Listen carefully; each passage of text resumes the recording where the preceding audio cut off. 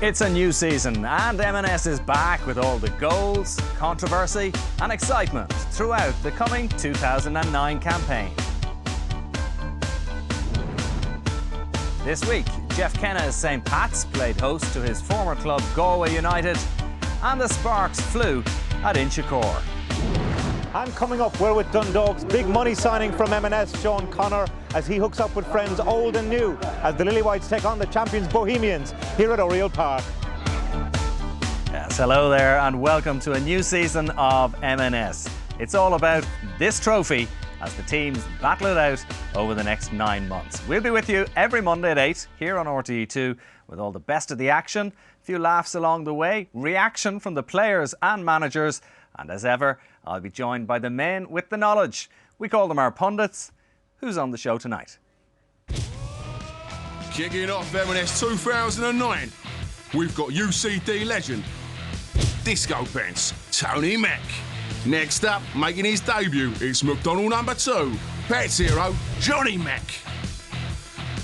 And completing the lineup, we've got the games manager Mercurial and man of books, Damien Richardson. Let's go to work. Yeah, good evening, guys. Tony, thanks for bringing your dad along tonight. He does look like you, doesn't he? Johnny, welcome to the couch. Thanks we'll be very much. chatting with you, and Damien, welcome to a new season as well.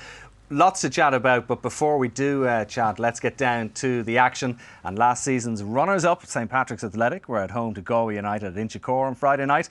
Extra spice added to this one with Jeff Kenna having switched from Galway to the Pats managerial hot seat.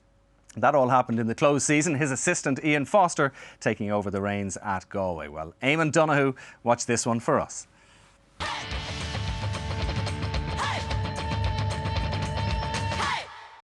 8 new signings in the Pats' first 11 meant it was always going to be a difficult task against a Galway side in need of no extra motivation. United created the first chance of note. Derek O'Brien's ball into the box, eventually making his way to Sean Kelly, but he was unable to make a proper connection. The same player was causing problems at the other end of the pitch, this back pass doing no favours to Barry Ryan's blood pressure.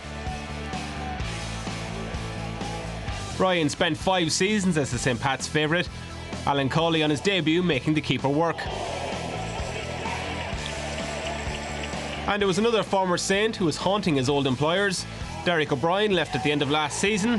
His free kick evaded everyone in a crowded area to give the visitors the lead.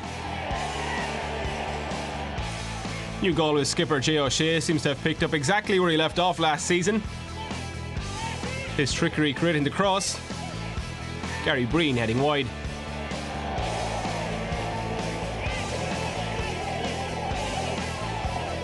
But Pats rallied against Fermanus and Gareth O'Connor combined. Damien Lynch's cross snuffed out by ex-Cove Rambler Shane Guthrie. Guthrie thwarted Pat's next effort in controversial fashion.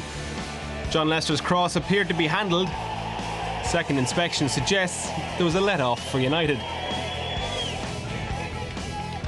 Mind you, Pats were lucky not to go in 2-0 down at the break. Alan Cawley's sloppy ball pounced on by O'Brien. His shooting was off, much to Vinnie Faherty's frustration.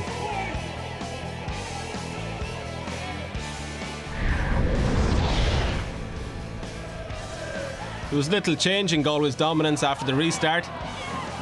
Cian McBride on as a sub, just about finding his range. But that second goal would come. O'Shea continued to terrorise the Pats' left flank. He found O'Brien, who this time fed the in-rushing Faherty. And it was 2-0, much to the delight of the visiting supporters.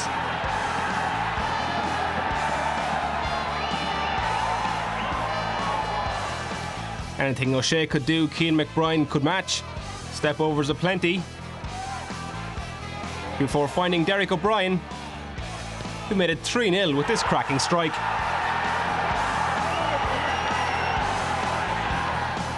Pete Fahey may be departed, but there was something familiar about Cawley's pass to Ryan Guy. The American shot saved. He was signing Kyle Moran, unable to capitalise. But credit Pats for fighting back in the closing stages. Andy Harron, who spent last year on loan at Monaghan United, forcing the save from Barry Ryan. Former Cork player Darragh Ryan raided forward from full back. He got his shot away, but once again Moran was slowest to the breaking ball.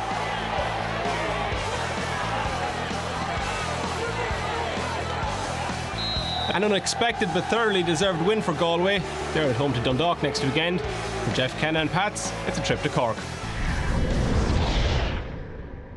Everyone has us finishing last, and that gives us the grit between our teeth to push on. And like I said, we need to build on this now next week, because it'll be no good losing to Dundalk next week at home. You're only as good as your last game, so hopefully we can build on this. It'd be very easy for me to stand here and say the team needs time to gel and players missing training, this and that, and come out with excuse after excuse. But when you go out, it's 11v11. Players have to show determination, they have to show a bit of passion, a bit of pride, and unfortunately that was missing tonight. Probably 3 bonus points for us. It's a very difficult place to come. Last year's runners-up, and we're delighted to come and get 3 points from Richmond Park. Tony, you were at Inchicore. If a certain beer did dream starts to league seasons, Galway had it. Absolutely, Con. I was very impressed with Galway on Friday night.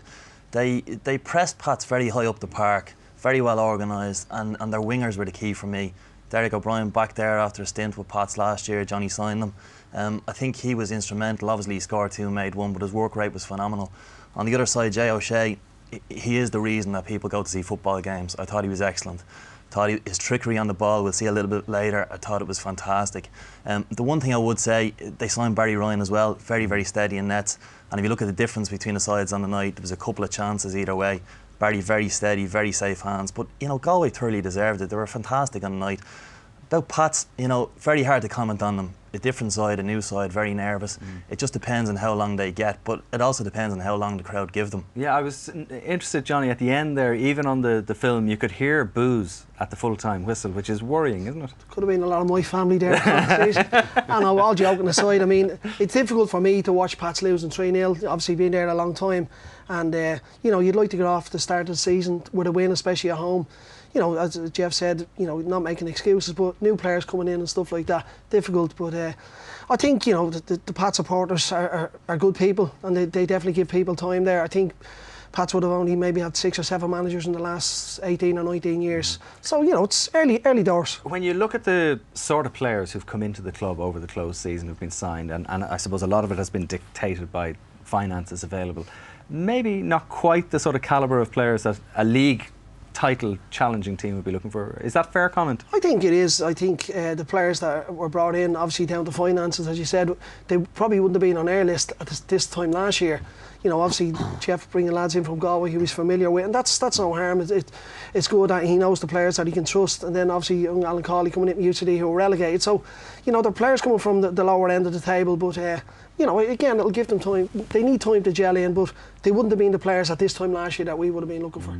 Damien, the importance of a good start to any season, yes, I suppose, for all clubs, but for Pats now, that's a worry, isn't it? The key to a good pre-season is that it produces a heightened sense of expectancy for players and supporters. If you can carry that into the game, your first game in particular, and for the particular, your first home game, and you can produce a good performance and a good result, everybody goes home satisfied and confident for the future. When that doesn't happen, no matter who you are, Pats or anybody else, it increases the pressure and it sort of increases the expectation of supporters again. We have to come back next week with something tangible, because to get your first home win under your belt is very important, but to get your first win home or away is the most important part of the early season. There was a handball incident we saw in Eamon's report there, Tony. I don't know your view on this one. We'll have another look at it. What do you reckon? Time in the game, yeah. If you look at it coming across here, the defender sees it quite late. For me, definitely hits his hand. It's 1-0 to Galway at the time. I think, you know, you've seen them give him, but at the same time, would have take nothing away. Would have been harsh. Take nothing you were away a from centre-half, Johnny. I mean... Yeah, but it looked as if the ball had changed direction. It definitely looked as it definitely hit him in the arm, and the striker was arms were up straight away. He was appealing for the straight away. You were supposed to stick up for centre-half, Johnny. I tell you, it doesn't make a difference, Con. On the night itself, it wouldn't have made a difference to the result. Galway were a better team. They would have run away with the result no matter what. They deserved the victory. Yeah. Barry Ryan, the lads were saying, you know, he's moved to Galway now, and he produced one brilliant save. As is one. He's a great goalkeeper, great ability. I mean, and that's a good stop at an important stage to get him. But it's his angle is right. Watch his angle. The way he moves off his line, covers both the near post and able to get one towards the back post. That's the sign of a fella who is good at his art. Okay, and Johnny, I mean, he's obviously a player you know very well. He's worked hard. He's worked hard over the last few years. He's had difficult times. He's a good lad, Barry, and I think probably at the end of this season he probably would have went back home. You know, I think he would have finished up at Pats this season. But you know, he's come on over the last few years really, really well. Okay, well, we're going to move on, and Derry City manager Stephen Kenny is quietly building a decent squad at the Brandywell. On Friday night, in front of a big home support, they took on a new-look Drogheda United, who are rebuilding under Alan Matthews, having suffered the departure of practically their entire squad from last season. Hugh Cahill now reports.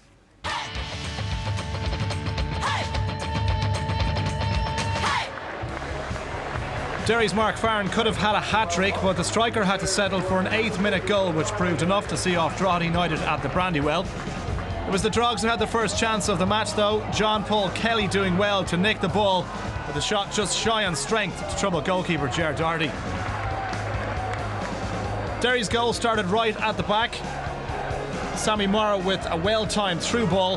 Farron sidestepping Steve Williams in the Drogheda goal to roll the ball in from just 12 yards.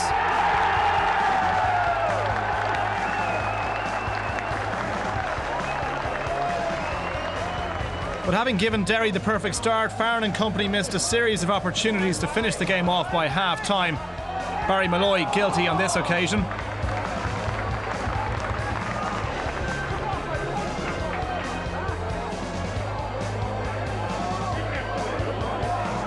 Then Williams getting down well to parry Farron's shot wide of the upright.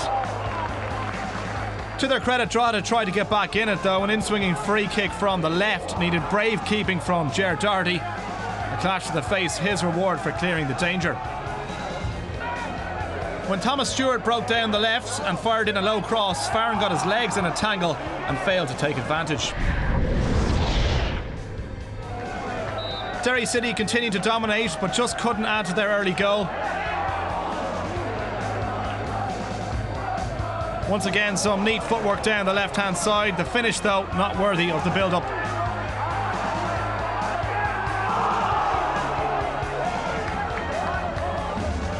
Sammy Morrow tried his luck from long range. And a moment of panic for Steve Williams in the Drogheda goal. But overall, 3 points secured for Stephen Kenny's side. Derry fortunate that they didn't need to capitalise on more of their many chances. 1-0 the final score at the Brandywell. Well, we had a couple of chances. Like, I had a chance myself, and Mark had a couple of chances. Like, you know, and obviously, if we had scored a second goal, we probably would have made the game a lot more comfortable for us. Like, you know, but Drogheda came on it. Obviously, without us scoring a second goal, and they put us under a lot of pressure. But I think we fairly deserved the 3 points. Overall, coming up here, daunting task, difficult first game for us, but the league is about results. We didn't get a result and we're disappointed with that. Well, I thought we played very well tonight. I was very, very pleased with the way we played, and a real high energy performance. We kept the ball really well. Great first goal, great move coming from Ger Doherty in goal really, and right through the midfield, and great finish on Mark Farron. You know, really, really good goal. Again, we just couldn't get that second goal. We had several chances, we couldn't get it, and because of that, the game's always in the balance. Yeah, I notice Stephen Kenny is getting a few more grey hairs, but there's nothing wrong with that, I suppose. Derry, winning start for them. You were talking about how important they are. Are they serious contenders, Damien? Yes, absolutely. I think they've spent well. They've added to the squad in a very intelligent manner. It's a game that should have been over at half-time, all the chance they missed. But again, getting that first win, particularly at home, will settle the squad down and support us down. I think they're the team that's going to push Bohemians all the way this season. If they can sort of improve on. They retain a lot of ball possession. They're very, very good at keeping the ball. But as the cup final last season proved, turning the ball possession into winning games is the trick. Stephen and his players have got to change this season and become a little bit more ruthless and win games. The only worry about that is that the amount of chances they missed. And I mean, they do seem to be coping, Johnny, with the loss of McCourt and McGinn. Yeah. Farron, of course, still there knocking them in. Well, it's important that he scored his first goal. He's up and running now. It's great for your centre forward to get his goal early. Just reiterate what Damon said, he missed a fair few chances, but at least he was there, and he's there to make the chances. There's no doubt, I spoke to Stephen last week, he would have liked to add a couple of more players to the squad, but he definitely has a decent squad that's there. Drogheda, Tony, it is, as I said, leading into the game, pretty much a totally new look squad. Yeah, it's going to be a long, hard season for Alan and his team, and I think you know, obviously he's patched the side together the last few weeks, signed a couple of good players. I know a few of them quite well. Alan McNally, Conor Kenna from UCD. They had a good partnership there, although obviously from a relegated side last year, but they're good players and they'll forge a good partnership. I think their problem will be scoring a few goals. He has signed Robbie Martin up front, and Robbie works very, very hard, but his goal to games ratio mightn't be as high as they would look for a Premier Division side. And I think that will be the challenge for Alan. It will be keeping it alive until they get to July, maybe supplement it with a couple of players, but it's important for them to get points on the board quickly, because in a 10-team league, the further you go behind, it can be very, very difficult to catch back up. I think the stint Alan had with Longford a couple of seasons ago, where he was down that end of the table, that's going to stand to them now. And the likes of young Conor Kenna, he's a good player. I think it could be a good season for him. He's a good player coming out of UCD, so you know he's got decent players that he's brought in. It is going to be difficult, though, isn't it? I mean, Damien, to try and mould a team from scratch, basically. When we talk about winning your first game, we're talking about the best teams in the league. Equally, when you're at the bottom, just to get a point, like Bray did against Rovers. To get your first couple of wins is vital, and if you fall behind early on, the confidence, it becomes the most important factor. When players, when they're at the top of the table, expect to win.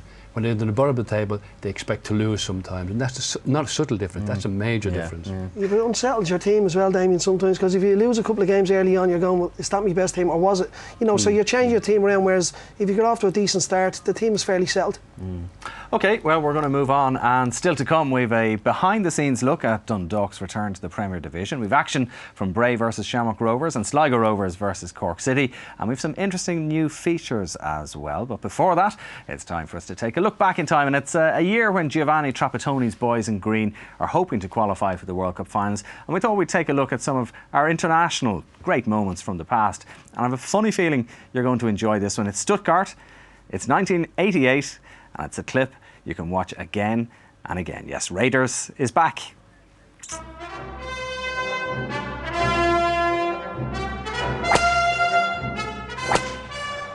Moran will take the free kick.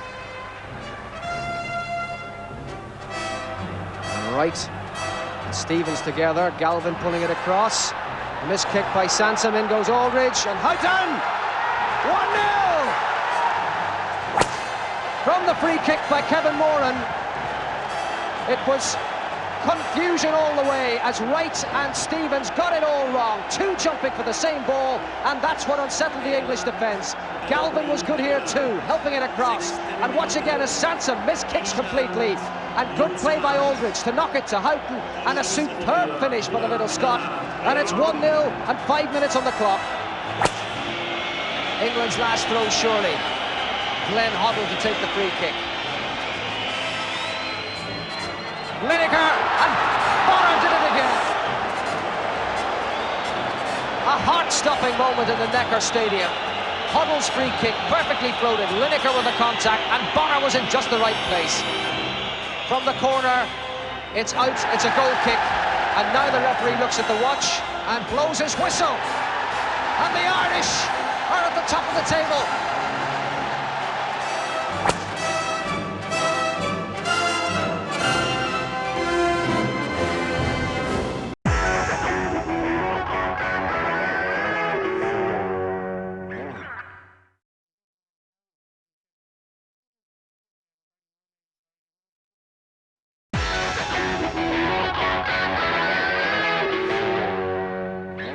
And you're very welcome back to the programme. If you want to email us, it's mns@rte.ie, and don't email in and complain about George calling Ray Houghton, the little Scot, because technically he was born in Scotland, even though he is dyed-in-the-wool Irish man now. But feel free to email us, mns@rte.ie, about anything else. Now, our live match last Friday night was the game between Dundalk and Bohs at Oriel Park. The Lilywhites, their first match back in the top division in 7 years, and for Bohs, a tricky first game in the defence of their title. And there was an interesting twist as well. The Hearys, Owen and Thomas, captained Bohs and Dundalk respectively. Well, Tony O'Donoghue went behind the scenes on a big night for the County Louth club. It's hard to keep a good man down, but after a year on the bench, or rather the M&S coach, Sean Connor is back with a vengeance. The former Sligo Rovers and Bohemians boss, who left Dalymount under something of a cloud, is now the gaffer at newly promoted Dundalk. And guess who they play in their opening game of the season? You guessed it, Bohemians. You coming? Yeah, looking forward to it.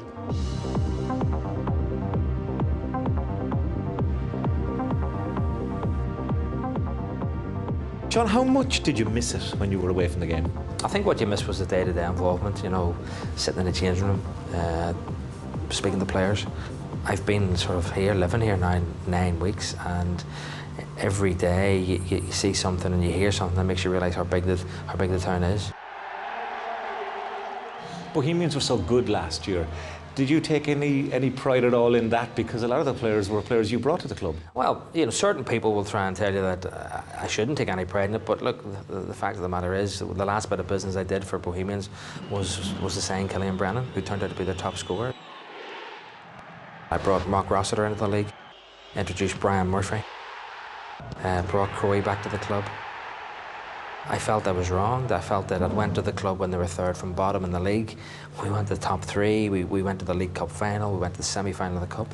I felt that we were beginning to turn the corner and change things around. Was there a suggestion, maybe through the papers, perhaps, that Pat Fenlon thought that the players weren't as fit as they might have been when he took over? That's a classic. It's very easy to come in and say the players aren't fit. You know, that really is. Look, somebody once said to me, you judge your time at a football club as when you leave it, did you leave it in a better position than you found it? I certainly left Bohemians in a far better position than I found it. What about yourself and having to play Bohemians? That must have divided loyalties in some respects. No, not really. I'm a Dundalk player now, you know, so like I've no loyalties really at all to Bohemians. I enjoyed my time there. It was brilliant. Really enjoyed it. It was great being part of the team that won the league. But new start for me now. Yeah. What about Owen? We haven't really talked much. We'll stay away from each other until after the game, you know, and then we'll have a little chat, I'm sure. But at the moment, it's just get my head on for the game. Yeah. I've played against him a few times, so I mean, it's nothing new. I mean, it's just another player, you know. When you come up, once you cross the white lines, it's going out to do my own job and not worried about anyone else. And you know, I'm sure he's the same, and he'll be looking forward to kicking me, and I'm really looking forward to taking them kicks. I'm looking forward to seeing if he does. And so, after 18 months on the sideline, it was back to business for Sean Connor. Match day and Dundalk's first team talk of the new season. Your commitment, your passing, your movement, do it all right and the result takes care of itself. Are you up for this? Yeah? Are we professional enough here to go out and perform and deal with whatever this game's going to throw at us? Yeah? Are we going to look after each other? Gentlemen, let's get ready and let's go to work. Anticipation was everywhere at Oriel Park and all around Dundalk, as 7 years in the wilderness of the First Division, if you like, was about to come to an end with the visit of the defending champions and double winners. A big crowd and live on telly as well. George O'Callaghan's early free kick could have been handball. Sean Connor incensed for the first time. Then Simon Kelly's header, giving Brian Murphy and the Bohemians goal some anxious moments. Sean is best of friends with fourth official Tom Connolly. They were to get closer still later on in a game that can be fairly called full-blooded. Former teammates Thomas Heary and Glenn Cronin getting up close and personal. Owen Heary quick to intervene in what was more than just a family feud. Heary, though, was to have a more significant impact.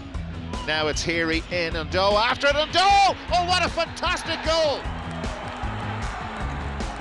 The home side were far from overawed by the occasion. Kelly turning provider for Chris Turner, as the new gaffer urges the fans to get behind the team. But there's no show like an Indo show, and the Cameroon international almost scored again. Benyon beaten, but Kelly clearing from the goal line. Time for some decisive action from the dugout, and Connor gets Tiernan Mulvenna ready. Inspired? Almost. Mulvenna got inside the box and was tumbled by Gary Deegan. Referee Dave McKeown in a good position, waved play on, but on the line, Sean Connor vented his fury and headed for Connolly Station. Connor has been sent to the stands for his protest, his frustration getting the better of him on his first night back in management. And that was it. Bohs the winners on the opening game of what's likely to be a dramatic season, as a disappointed Sean congratulates his old side, who continue where they left off last season. Now Owen, the brother, ended up playing centre half for them, and yeah, yet he put the ball in for the winner from his usual right back position. I seen him come up there to win. You always get paranoid when you see him because he can put in a decent ball, you know. And fair play to Joe, he's rose well and the ball's looped in. For a ball like that though, is it putting it in the right area, or did you place it? Did you look for it? To be honest, you know, it is putting it in the right area, but I seen Joseph coming into the back post. But when I put it in, it's not like Joseph the header ball, so yeah, I heard that. When I put the ball in, I was saying to myself, oh, anyone but Joe, but you know, it was a great header.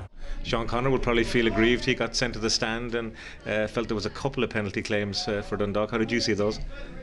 I'm not too worried about what Sean Connor thinks, to be honest. We've won the game and I'm delighted with that. It was a difficult game for us. I thought Dundalk were very good at times, you know, and they pressed us really hard, and we knew it was going to be a real tough encounter, and that's what we got. 2 penalty claims? Yeah. What did you make of the first? I thought the second one was more, but apparently the first one was a definite handball. But the one that incensed you?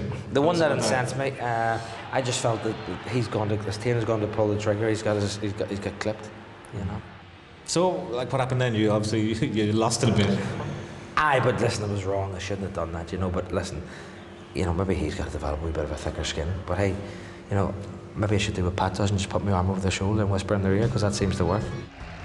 You got a bit of stick from the Bohs fans as well. Were you expecting that? Didn't get half as much as we expected. I was a wee bit disappointed in them, maybe. You were able to give them their answer, though. I did, yeah. I think they got it too. No comment. Big season ahead for Sean and Dundalk, but for Bohs, Johnny, they've pretty much left off, or picked up where they left off. Yeah. You know, another clean sheet, 3 points. Another 1-0. You know, you're looking at the clips there, you're talking about players and balance and stuff. I just think Bohs have the right ingredients in the manager and the captain. They have a great relationship. You know, Owen leading by example there again, riding up the line, getting the cross in. And, you know, he doesn't allow for any slippage in that club whatsoever. And between the two of them, they do a fantastic job on working with both of them over the last few years. You know, that's something that people don't really maybe look at. But, you know, you're looking at the potential champions again. Pat won't like me saying that, but it looks like it. Tony, I watched Joseph Endo play a few games for Shamrock Rovers last season, and he was just fantastic to watch. Great addition to the Bohs squad. Super signing, yeah. Very, very powerful player, and we watched a couple of clips of him last year when he was with Rovers, the skill that he has. Very difficult to push him off the ball. You look at Paul Keegan alongside him as well. I mean, he's a great signing from Drogheda. Thought he was a bit put out that maybe Paul signed Stuart Bourne for Drogheda and that put him out of sync a little bit. But I thought he was a great signing for them initially, and he you know, very, very strong player. If you look at the side they have relative to what other squads in the league look like this year, you can't look beyond them. I think they'll be champions come the end of the season. The trick with Joseph is to keep him injury free, you know, and he's a fantastic player, there's no doubt. He enjoys playing with Pat, you know, he enjoys working under Pat. He worked from there before, and if you can keep him injury free, definitely a huge addition to the team. Yeah, Damien, for Dundalk and Sean Connor, disappointing defeat in the end, but did you see enough to think that they might be okay? They'll be okay, no shadow of doubt. Sean signs good players, that's his great talent, I think, and he organises them well. And they've got an advantage in that pitch, I feel. I mean, visually it's very impressive. It's financially productive to the football club. It's productive because he only lost one home game last season for the team. The question I have about it, is it unfair? It's not conducive to the finer aspects of the game. The through ball, there's such an important part of football, the defence-splitting pass. I feel in the surface that the ball flies away. Yeah. So it'll be an advantage to Dundalk because not many teams will be used to playing at that surface. And a good home record gives you a very, very good position to make a push that maybe some people may not think Dundalk are possible. They've got good players, they've got a difficult pitch, they've got good home support. They seem to have a board of direction that are very well organised, and Sean is an organised man, so I think they'll do quite well this year. The one thing on that, Damien, I'd say about Sean as well, I mean, he's taken a lot of flack over the last year or so for the way that it ended at Bohs, but you have to look at the nucleus of players that he has. and they follow them around, and that says a lot about a manager. So clearly he has a lot of management skills that people don't appreciate for those players to follow him. He did that at the Home a few bob, you know. He owes them a few bob. True. What about the, I mean, obviously Sean ended up watching the match from the stands for the last couple of minutes. He was very annoyed about the penalty incidents. Johnny, I don't know your view on those? Looking at the force from there, definitely a claim for there. His arm definitely comes up. He moves the arm. Definitely. Yeah. I just think on that one there, there's a coming together. I wouldn't see that as a penalty kick. I don't think there's anything in that myself. Second wasn't a penalty. First one, there's a definite move up the arm. That one there is just a normal. You even look at where the defender Anton Murphy came in from. He came in from the right hand side, you know, so he couldn't. The referee was very well positioned for it. I suppose, in fairness, there's 3 or 4 minutes to go in the game. You're 1-0 down, first game of the season. You're the manager on the sideline. You're going to put up a big shout, aren't you? Yeah, but you've got to keep your composure, because the players are looking to you as well, especially in the final minutes of a game. You know, they're looking to you, and if they see you losing a rag on the line, you know, they might lose their discipline on the pitch as well, because, you know, you've seen late goals in games, so it's never over. And it is hard. I was going to say, it's a good job nobody in this studio has ever lost their rag on the sideline. Never see. Johnny's never lost. I've never lost my rag. I was never sent off, Dave. OK, we're going to move on.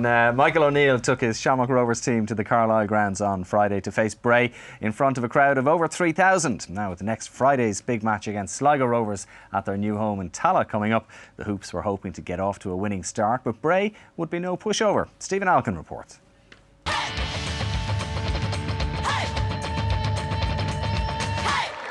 A kind gesture from Bray Wanderers supporters prior to this most anticipated season for Shamrock Rovers.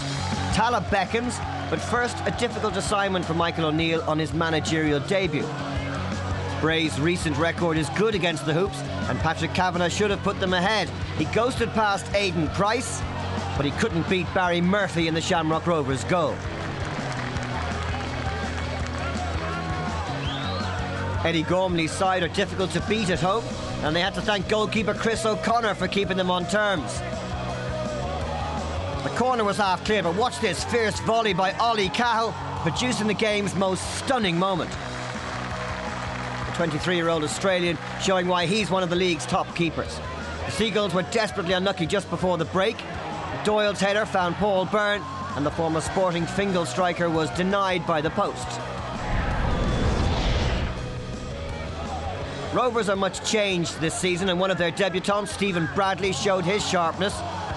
Claims for a penalty correctly denied as the ball struck Gary Twigg on the arm.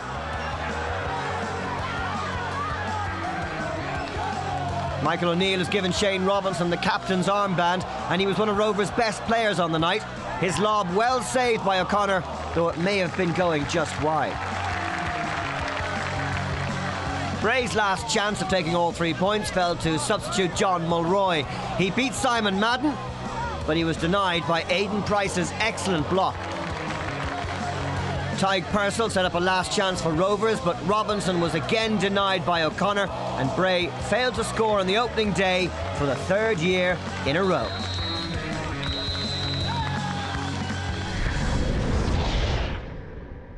Everyone has us go down as usual, favourites again, but we'll just come along and play each game, take it as it comes. Young squad and good team morale we have, and see what happens. Take each game as it comes.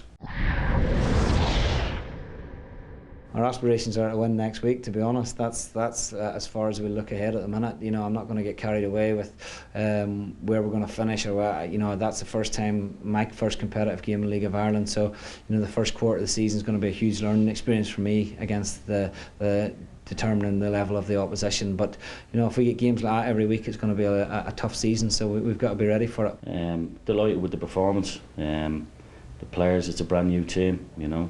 A certain individual, Mr. Collins, said that we're totally disorganised and we're definite relegation material, you know, but he should know he's had enough sides relegated, hasn't he? Well, Roddy isn't here this week, but he will be here next week, so he might have something to say about that. Damien, before we talk about Bray, let's talk about Shamrock Rovers. We heard Michael O'Neill saying there it's going to be a tough season. What do you reckon? I agree with him, because it was a drab, uninspiring performance for Shamrock Rovers. There was little liaison between the individual departments in the team. He spoke about his lack of knowledge about League of Ireland football, which he was going to have to acclimatise very, very quickly, because going into the new stadium next week, the they could do with a win, because to go 2 games without a win really is not acceptable at Shamrock Rovers. So he's got to get to know what the division is all about. He's got to get a better organised team. He says he wants to have the team to pass the football. Then why play Stephen Bradley on the right wing rather than the centre, where you can go through Stephen Bradley in the middle of the park? So he has to show people now that he understands what football is about. But are you being a bit harsh in that, you know, again, he had 5 or 6 new faces in the team, and in terms of them gelling as a unit, it's going to take a bit of time? Of course it is, yes. But this is Shamrock Rovers. We're not talking about a normal club here. We're talking about a high expectancy from not only Shamrock Rovers fans around the country. The league needs a good Shamrock Rovers, successful Shamrock Rovers. So, irrespective of whether you're new, whether your players new, it's the sort of team you put out, the way they play, what the shape of the team is, and also what the ethics of the team are. Bray had a much more understanding style than Rovers had last Friday. And I think Michael's got to do a lot of work himself and Trevor Crowley in the week to come to get ready for next Friday. Is the fact that Bray have a pretty settled unit, Johnny, is that one of the keys? Well, I think, as Damien said, the way they played, he had a plan, he had it set out. I think the first 15 minutes of the game, Rovers started the game really well, and we were expecting them to kick on. And I think after 15 minutes, the Bray players kind of went, yeah, well, this is okay. And they came right into the game. I really enjoyed the way they played, Bray. You know, they played with no fear. The 2 wide men were great. They were very positive. And, you know, they have a little diamond there. And, I don't mean little, but in Paddy Kavanagh, he was brilliant on the night. His pace in behind. He got in behind him a fair few times. And he's a good goal scorer also. Although he gets a black mark from me for saying we'll take each match as it comes in his after-match interview. That's a no-no on MNS as far as I'm concerned. Well, you know, Eddie won't mind if he plays that way every week. I think he's a big season ahead of him. I can't see him being at Bray at the end of the season. I think he might move on. What do you reckon, Tom? Paddy's a great player. I think as far as Bray goes, you look at them, completely different sides. So I don't think you could say that they settled into the game a lot quicker than Rovers, because 2 sides that have been patched together over the pre-season. I think maybe Damien's been a little bit harsh on Rovers. I agree that it's a big Rover side. The league needs a good Rover side, but at the same time, there hasn't been a big and good Rover side for a long time now. Those days have gone. Will it happen in the new Tallaght Stadium? We all certainly hope so, but this is a new manager, a new team, and he needs a little bit of time. And I think they will settle. They've signed some very good players. You know, I accept the point absolutely about Bradley, but you look at Cahill, you look at Robinson, Birmingham, a left back. I think he'll be a real find. He was great when he came on the scene with UCD. I don't think he had a good season last year, but it's difficult to play in a side that is struggling at the wrong end of the table, getting relegated. I think he'll be a real find for them. And I would say that, you know, it might take a little bit of time, whether it's too late for this season after about 9 or 10 games, if it takes that long, possibly, but I think it'll click for them. Okay, well, big night on Friday night. Remember, by the way, it's a slightly later start on RT2, 8 o'clock this coming Friday night for Shamrock Rovers against Sligo Rovers. First match at the new stadium in Tallaght. Well, many years ago, the former Leeds United midfielder Peter Lorimer turned out for UCD in the League of Ireland. In the autumn of his career, Lorimer was renowned for his bullet-like shot, and it got us thinking about the current crop of players in the league and who's got the fastest shot in Ireland. Well, our first contenders are from Shamrock Rovers, and this is Thunderstrike.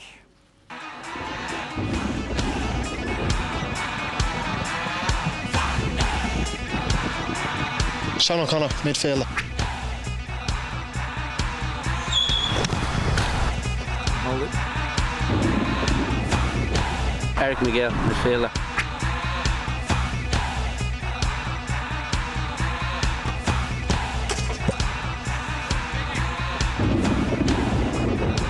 Carl Coleman, goalkeeper.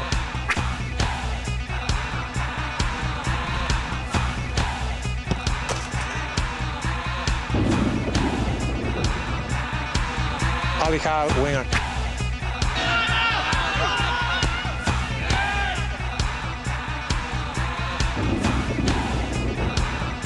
Barry Gammon, striker.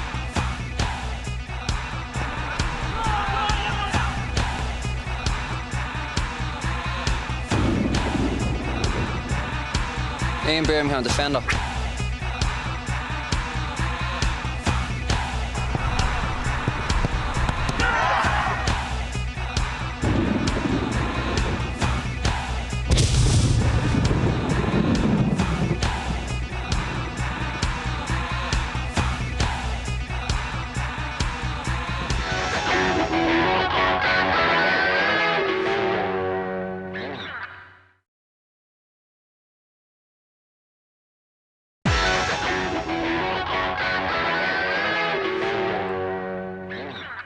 And you're very welcome back to the final segment of MNS. We head to the showgrounds now. On Saturday night, Sligo Rovers were home to Cork City. Paul Cook still at the helm at Sligo despite a minor close season hiatus, and Paul Doolan the new man in the City dugout. John Kenny has this report.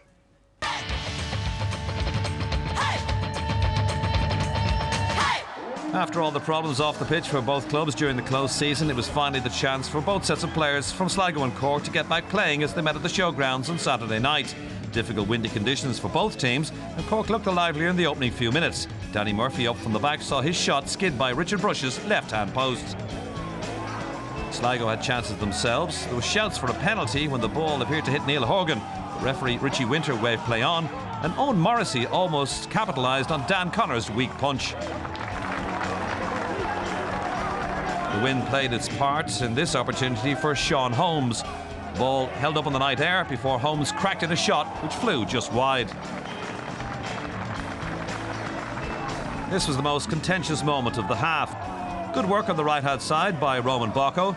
His deflected cross was met by Conor O'Grady and it spilled into the path of Rafael Cotaro. But his effort was ruled offside. A very marginal decision, it appeared, by the assistant referee, and it was 0-0 at the break. Cork were again the brighter sides after the break. Pat Sullivan's high ball was met by Dan Murray, but Gavin Pearce, standing on the line, somehow managed to get it away to safety. Sligo had a wonderful opportunity to open the scoring just moments later. Holmes dug out a cross, and Cotaro, standing at the back post unmarked, won't have a better chance all season. The game appeared to be petering out to a 0-0 draw, but 4 minutes from time, Cork struck. Sean Holmes dispossessed. Pat Sullivan supplied the cross, which wasn't dealt with by the Sligo defence, and Billy Dennehy was on hand to slam the ball home to give the visitors the lead. But the elements played their part in Sligo's late equaliser. Dan Murray totally misjudged this long ball out of defence, which allowed Bocco to set up Stephen Parkhouse, and despite claims for a handball, he calmly tucked home the equaliser a minute from time. All the goal action squeezed into the last 5 minutes. 2 goals, a 1-1 draw. A fair result at the showgrounds.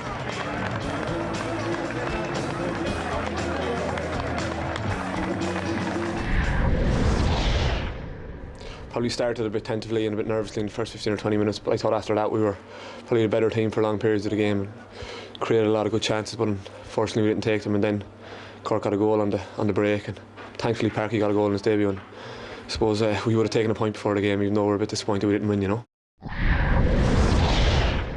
Never looked for a draw, and I mean that's probably with any team that I've managed. But I think when you're 3 minutes away or 2 minutes away from a win, you'd never settle for a draw, would you? You know. But I think difficult place to come, as I said.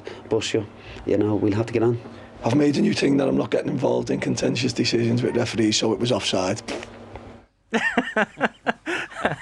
Well, yeah, Paul Cook there with his view on that. We'll talk about that in a minute. But Tony, Sligo in general, at the start of last season, I remember Paul Cook was a bit annoyed that the panel on the programme were kind of writing them off a bit. At the start of this season now, what's the view of Sligo? Well, I had the pleasure of seeing Sligo play about 5 or 6 times last year, Colin. I thought they played some of the finer football in the league, passed the ball very, very well. And, you know, from what we've seen of the game the other night, I don't think it's anything different this year. I think the pitch, unfortunately, didn't do the match justice. Didn't look like a good pitch at all. I don't understand why that is for the first game of the season. I think that needs to be looked at by clubs. But what I would say is that Sligo have the same core of the team that were there last year. One of the few clubs that have that this year. OK, they lost Coleman to Everton, but Parkhouse is a good signing for them. He was instrumental with Finn Harps last year in a lot of games, and I think he will change games for them. I think what impresses me about Sligo is the way they set up to play. 2 central midfielders do a very, very good job for them, O'Grady and Ryan. And I think they'll win more games this year. I think they'll do OK, and I think they'll be in that chasing pack of the front few teams. Johnny, I think it's generally agreed that Sligo play good football, but I mean the point is a good one, isn't it? I mean the pitch at the showgrounds is just not good enough. The groundsman's obviously away on gardener's leave or something, because it looks shocking. And in fairness, as Tony said, you know, they will play, and Paul will always encourage them to play football. You know, the good thing I like about Paul is, and his teams, that Paul is so honest, and his teams are honest, and you know, they're brave and they get out there and they give everything for their team. Again, hasn't got a big squad to pick from. But you know, the fitness levels will be good, and as Paul Doolan said there, it's a really difficult place to go and get a result. So you know, Cookie I think will be all right. If he can get a couple of players in, I think they'll be fine.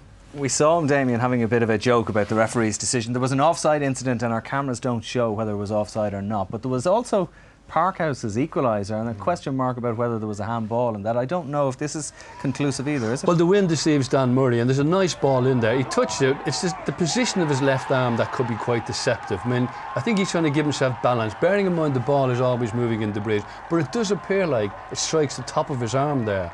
But notwithstanding that, he finishes it very well. So, as a centre forward myself, I think, handball, no. The two centre halves, if you watch it again, the two centre halves raised their arms immediately, both of them together simultaneously. So maybe it was a handball. It was a good point, though, for Cork, Colin. I mean, everybody will be happy with a point in Sligo, particularly if the pitch is that bad.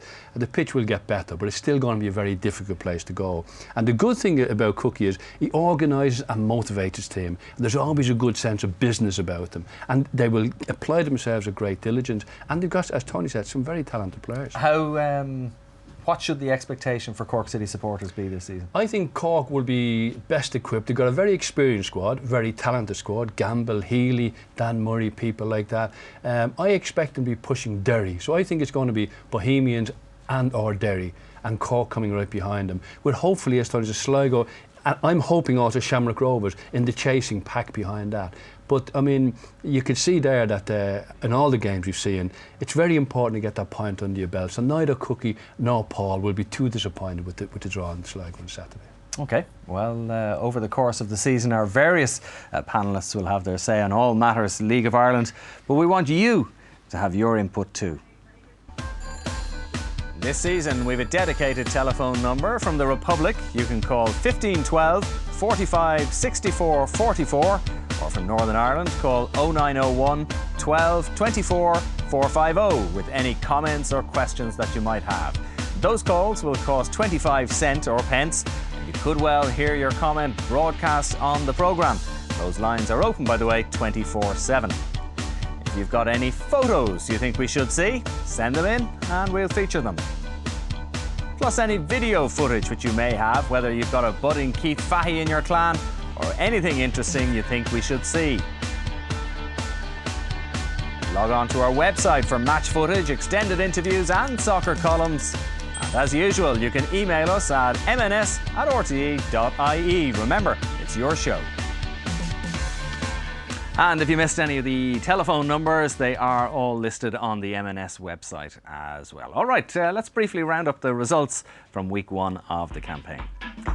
And as we can see there, the big winners of the weekend, Galway United at Inchicore, draws for Bray and Rovers and Sligo Cork, and home win for Derry City against Drogheda United. And so it is Galway who are top of the table. It is early doors, as the old cliche goes, but Galway on top, St Pat's at the bottom, but a lot of games between now and the end of the season. Next weekend, that game between Shamrock Rovers and Sligo Rovers is live on RTE2, as I mentioned earlier on. But loads of very interesting games, actually. Bohs Derry, Cork Pats, Galway Dundalk and Drogheda Bray. Now the results from the first division this weekend. That match at Flancare Park was incredible. Longford 3-0 up inside the first quarter of an hour. Great comeback by Monaghan United. Good wins for Shells, for UCD as well. And Waterford Sporting Fingal a 1-1 draw, as it was between Kildare at the top. So at the top, Shelburne, UCD and Athlone, 3 points apiece. They're leading the way in the early stages of the first division. Fixtures next weekend, and as we can see there, Limerick play host to Merview, Sporting Fingal against UCD in a Dublin derby, Monaghan against Shells, Wexford against Waterford in a South East derby. A couple of matches on Saturday night as well at Ballybofey and in Athlone as well.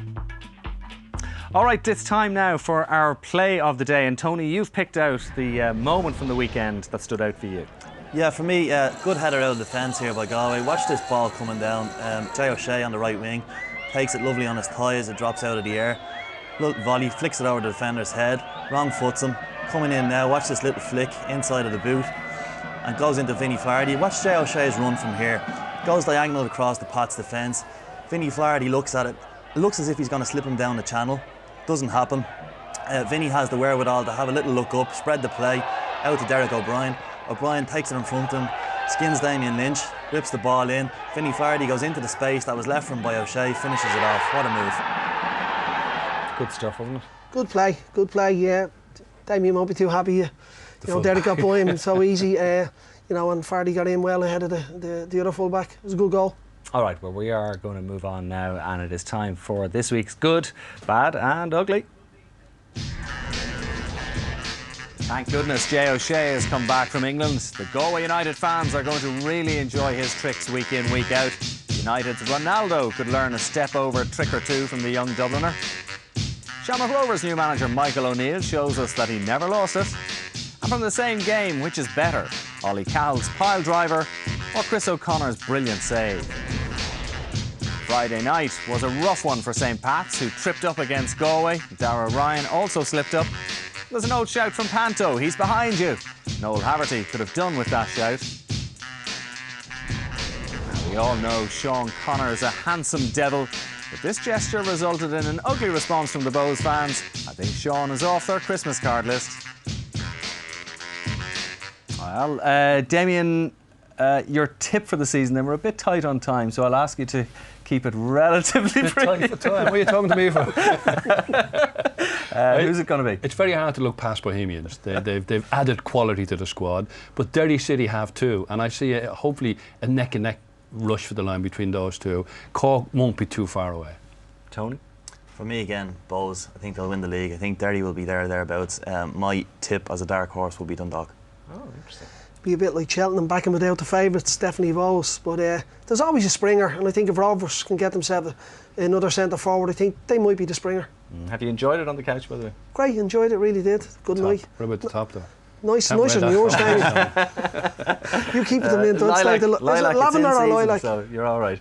Okay, well, listen, that's it for week one of the season. Don't forget, as I mentioned earlier on, next Friday night, slightly later time, 8 o'clock, it's the Hoops against Sligo Rovers from Tala. There won't be a dry eye in the house, certainly not in the Murphy house at any rate. And a reminder that you can catch up on anything you missed tonight, plus extended interviews, soccer columns on the works on the RTE, the M&S website. It's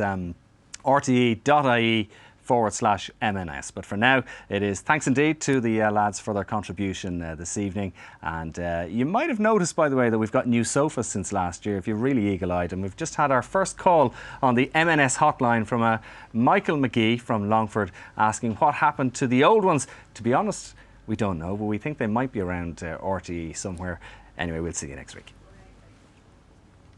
You know, Anna, I think Roddy's right. I think Bray are the ones to go down this year. Well, are you going to tell Eddie? Or will I?